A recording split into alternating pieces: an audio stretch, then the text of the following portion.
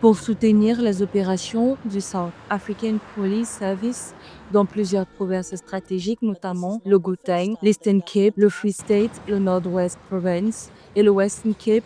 Le président sud-africain Cyril Ramaphosa a autorisé le 13 mars 2026 le déploiement de 2200 soldats. Cette mesure vise à appuyer la police dans la lutte contre la criminalité et l'exploitation minière illégale afin de renforcer la sécurité publique et de démanteler les réseaux criminels actifs dans ces régions.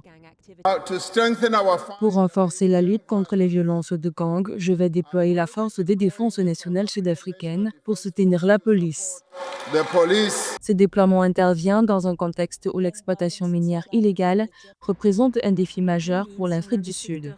Selon des sources nationales, le pays perd chaque année entre 3,3 et 4 milliards de dollars en raison de cette activité et de la contrebande de métaux précieux. Alimentée par des réseaux criminels organisés, elle s'accompagne fréquemment de violences et prive l'économie nationale de recettes considérables.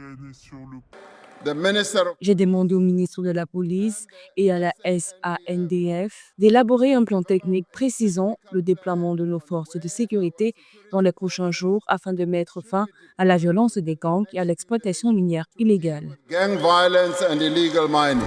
Le déploiement déjà effectif pour certaines unités depuis le début du 10 mars s'étendra du 1er mars 2026 au 31 mars 2027.